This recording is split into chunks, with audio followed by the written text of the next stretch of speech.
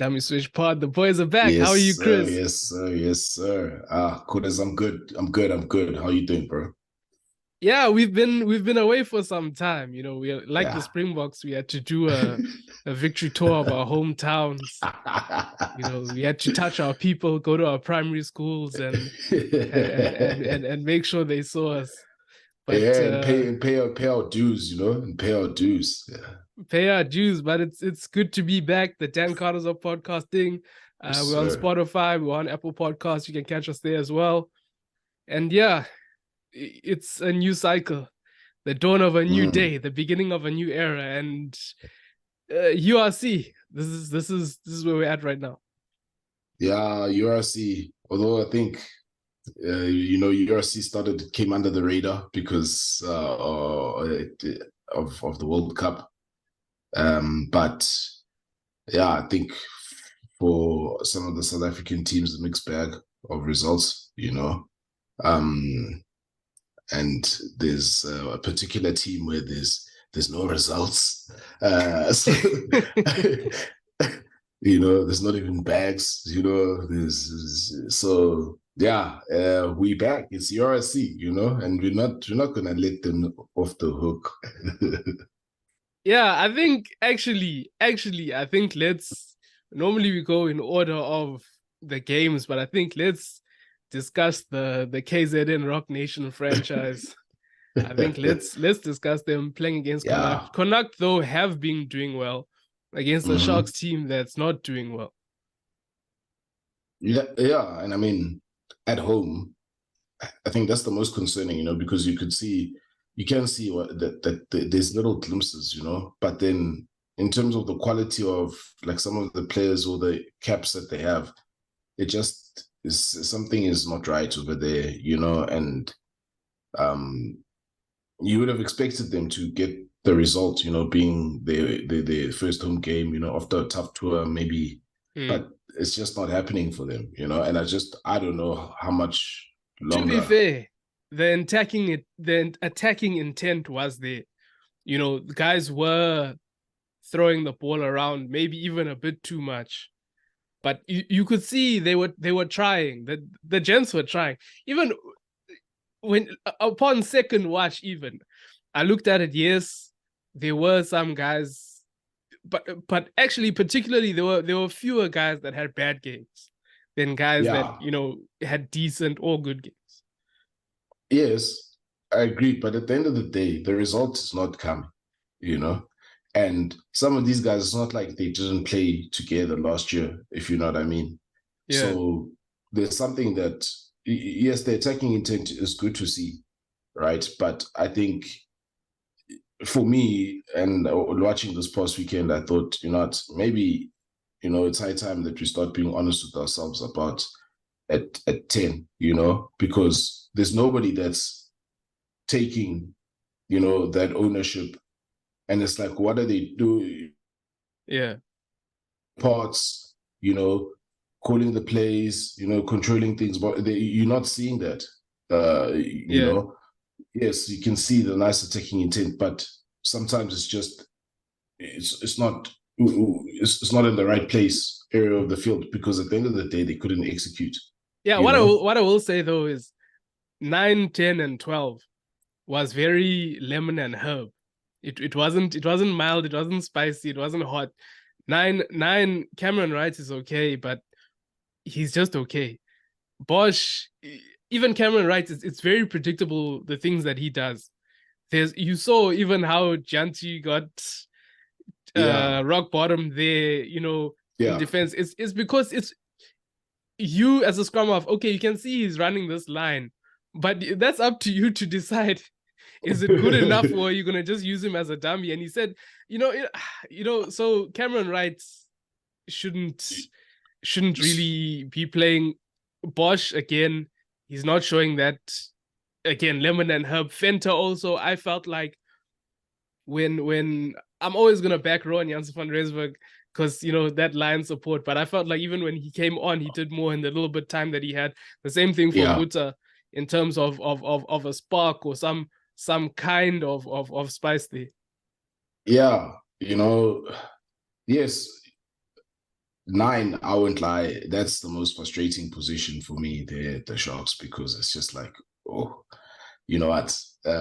Some of the box kicking is average, and it's like you said, there's nothing different to what he brings. I'm not saying, but in terms of what the Sharks are trying to do, I don't think I think they need to look elsewhere with this tender, man, because uh, fortunately, the two nines are coming back in the box squad. But now the question for me from the box squad, but for me, the other thing is, these guys that are there, is this really the next best that we've got, from a Sharks perspective? And if it is, it's concerning because if you look at the competitions that you're actually competing, it's the URC, then you got Champions Cup. You don't see any progress Champions Cup wise. And you shouldn't need your box to beat Connacht away. You shouldn't need that.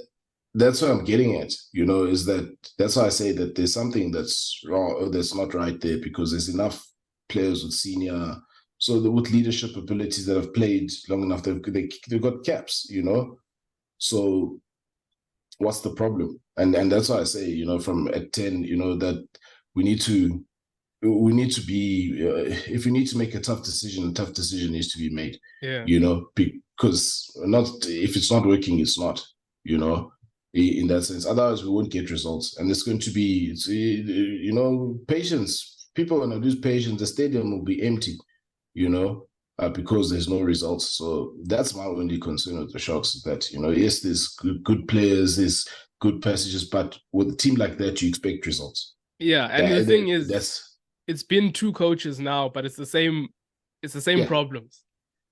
Yeah. So that's, if you look at A and B, we've substituted B, so it must be A. That's causing the problem, and it must be a player personality issue. It must be a motivational issue. Some guys are playing for certain things, other guys are playing for other things, other guys are there because they have to be there. You know what I mean? So right mix of players, personally, I don't think so. In terms of leadership, I think Fenter was Fenter the captain this week. Captain. I don't really rate Fenter as a captain. There's a lot of calls for to be captain. I'm a great player, had a good game. I've never really rated as a captain either. So I don't think just because he's your best player doesn't mean that, we give him the armband and things are going to turn around. Yeah. I was comfortable at the time when Pepsi was captain, because sort of, but then you kind of think maybe they're looking at take away the responsibility, let him focus on playing, because I think he's the guys in the pack. There's certain guys that you can see that they're stepping up, they're trying to lift the level. Had a game. Then there's no supporting cast properly. You got the young lock. He's putting his role. He's putting his hand up. You can see he's putting in the effort. He's making his presence known in there. The mistakes that you're getting from a flanker turned hooker now in Richardson. Is an experienced player, as it were, is also capped, isn't it, internationally? But I don't think that is working there, Yeah, it's not. So, he had 5. There were 5 disruptions to the lineouts that he was throwing. Those are even just the ones that I counted. So look, you can't. And the thing is, Connacht had a solid scrum.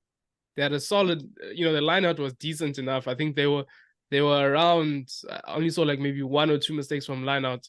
Scrums, I didn't see any mistakes. So you're dealing with a team that didn't do anything spectacular. All they did was win the scrum, win the lineouts, and then phases. It's not. They didn't do any wizardry or witchcraft here. It was just simple things. When you look at the Sharks, and when you look at how the Sharks had to get over the line in the end, scuffed kicks, things. I think that sums up what the season's been so far. Yeah, and I mean, it's not like they didn't have opportunities. They were there. They were knocking on the door. Poor ball management. Not looking after possession, in contact. Losing the ball at crucial moments, and it's just it obviously it breaks up the play. There's no There's no flow to what they're trying to do. And whenever they do look, there were glimpses, but then whenever they do look like they're about to get a flow, getting shut down because decision-making, option-taking wasn't good enough.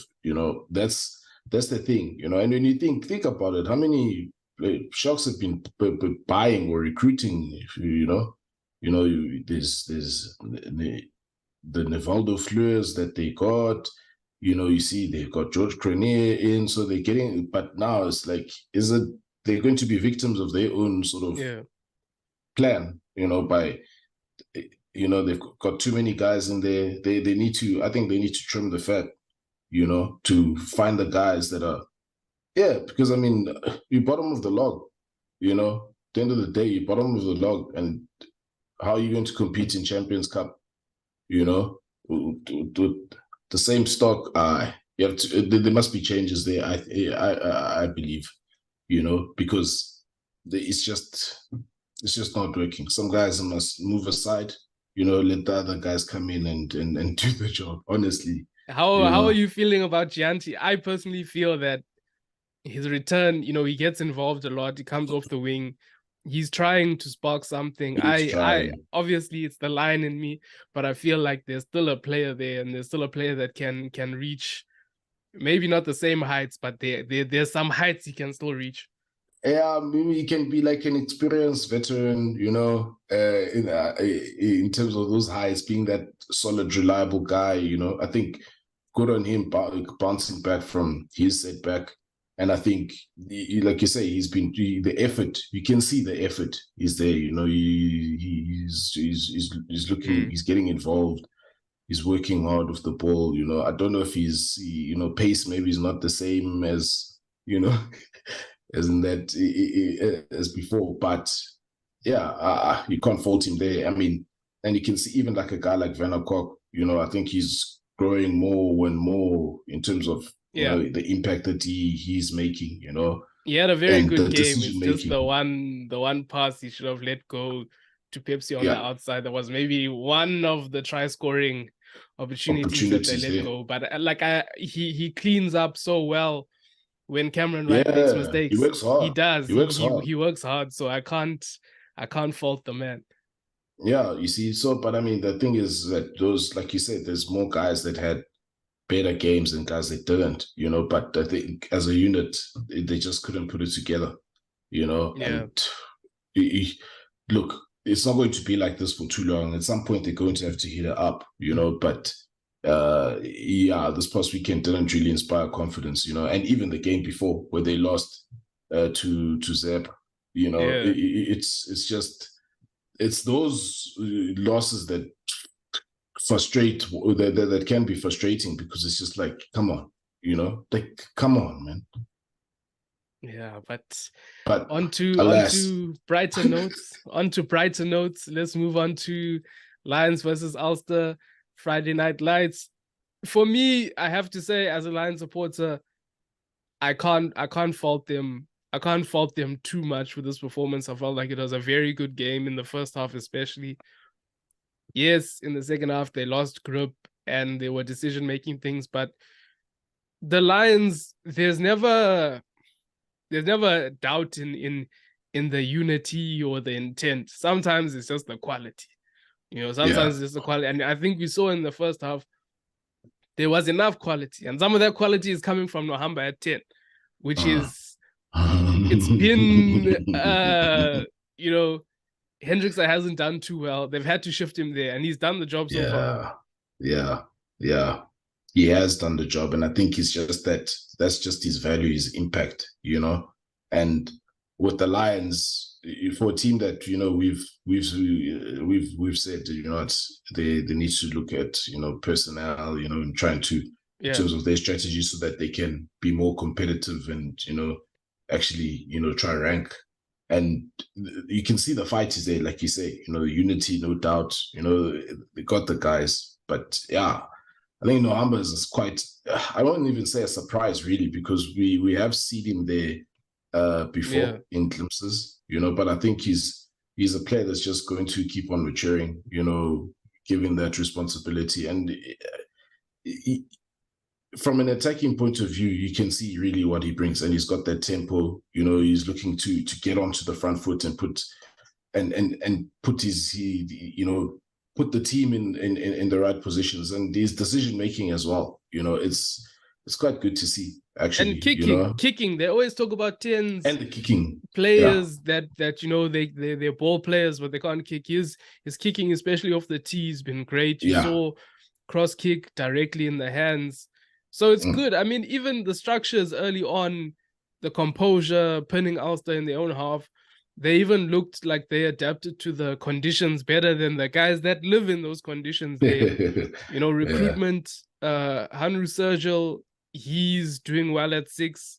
I think 6 was a bit of an issue for us, but he's come along, and Klabakanya was effective in that game. Van Veek also had a game. Just, how impressive isn't Klabakanya when you look at how consistent he's been and how he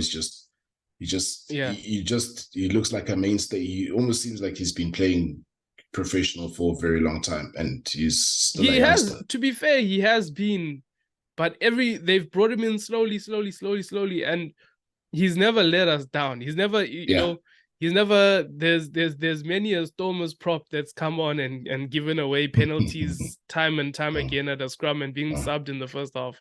That's never happened to Klabakanya. People can talk about his fitness, but he's never given away a scrum penalty. So that's you can look however you want to look. As long as you're not giving away scrum penalties, it's fine with me. He's doing his job.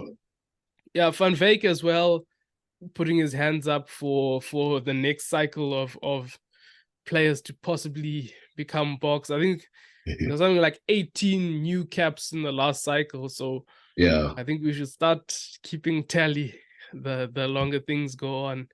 But yeah, second half, that's when Ulster got more of a grip. I think the only thing, poor restarts from the Lions, and then Mauls just were undoing. But like I said, the intent is there, the unity is there. Our coach is a fraud, but he's, you know, sometimes the Ponzi scheme, it works in the beginning and then it comes down. I think we're in that stage where it's working right now. You know, sometimes you can be a fraud, but you can still do the job until they find you out. Doing a job so far, so good. So far, so good. But I think it's also, you must remember, it's also the people around him, you know, that he's got. You know, Lobsha is also a fraud, but man, leave the man alone, bro. Leave the man alone. But you know what I mean, right? Like in terms of the people that, and quite rightly so, it can look good in the beginning. I mean, there's still a long season at the end of the day, you know.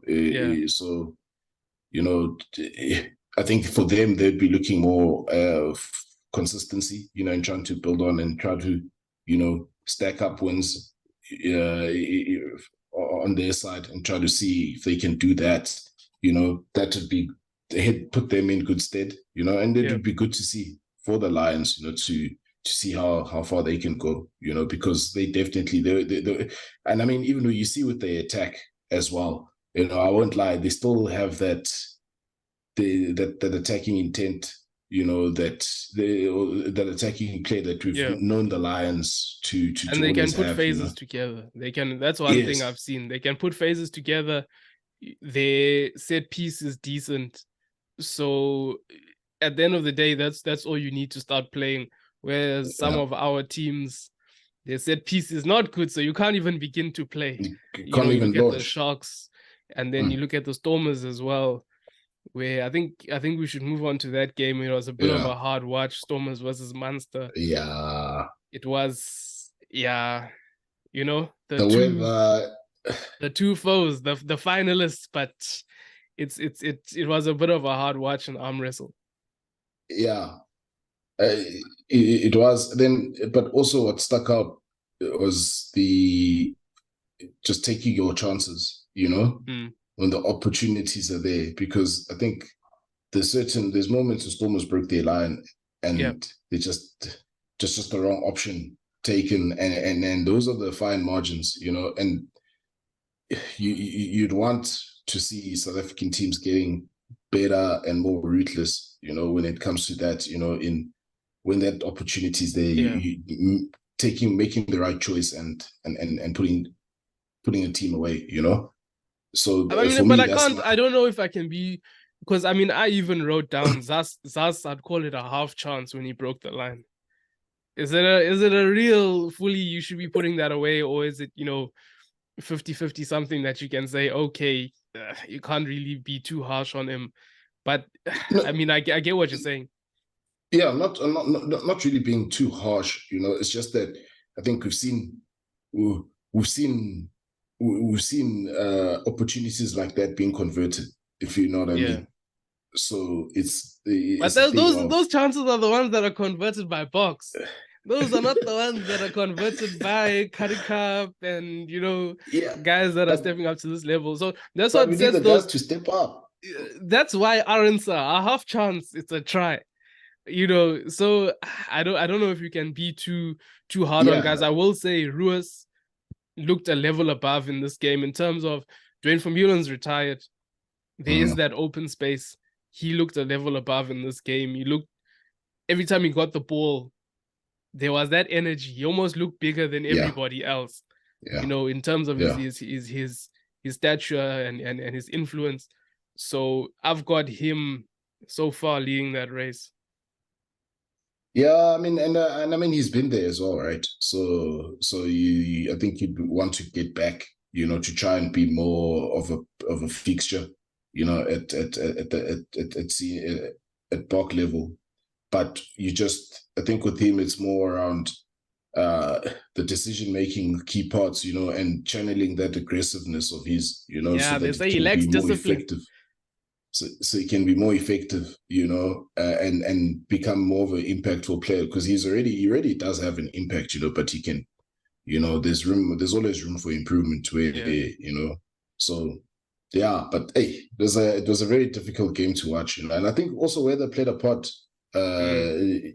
in this as well, so, but the Whether defense from the Stormers was impressive as well, yeah. how they, just, yeah, they're really putting in the shots, Yeah, the weather and also like I said, set piece.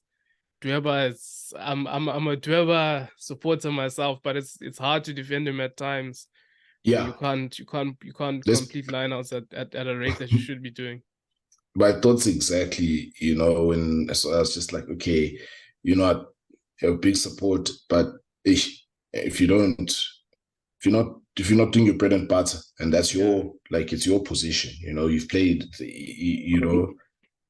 you can understand why. Yeah. You can understand why certain things Yeah. go certain ways. Stormers, they look thin, in terms of, again, almost like the Sharks in terms of 9, 10, and 12. They've got Feinberg and Gomez Zulu there. I'm not quite as big But, on him as other people are in South Africa. I think good player, but he's still learning and he still does make mistakes, which you would yeah, expect. So I think he's where he should be in his development, but I'm yeah. not gonna put him over certain players just because he is that good pro. He still makes mistakes. He is still learning. Good performance, but yeah, guys, let's not get ahead of ourselves. See, let's hold our horses a bit, give the boy some time to, so he can fully show what he can do, because that's the next thing, right? Yeah, That's the next thing, is a big sort of consistent performance, consistent threat at URC, or game winning or game changing, whatever it is, where you can say that, okay, but yeah, my only curiosity with the Stormers is what they're trying to do there at 10, yeah. I think you can see with money not being there, they do look a bit like, to see, yeah, he's a different kind of player. That's why I say they're light. They're light at 10 Yeah, and 12. Ngomezulu is like filling in because it's like, okay, I can cover there, you can cover here, and we can put a team out. Other time it was Blomik, he's playing 10, and then yeah, so they look a bit thin there. It looks like they're just dealing with what they have. yeah, but look, hopefully, things will start looking in terms of in terms of just the general sort of play, because they've got the guys, you can see, you've seen glimpses, you see the X factor, the flair, is there. It's just now, it's just the direction, I think that they lacking a little bit, that a driver, and once they get that, I think you'd hope that they'd be challenging as well from a South African context when it comes to the Stormers, but as well, I think they're also going to find life a bit tough without Spicy Plum. Yeah. I think we've seen a few glimpses here and there of that. Yeah, they were bringing in when Brock Harris and Alistair Vermaak are coming on. You guys are bringing in old timers in the last 10. Hey guys, the geriatrics here, man. So yeah, I think. That's for me. That's only that's the one area where I think other teams will potentially see that okay, they can really get at them there, But yeah, Stormers, and they'll get the results, I think, Yeah, moving on to the Bulls versus Edinburgh.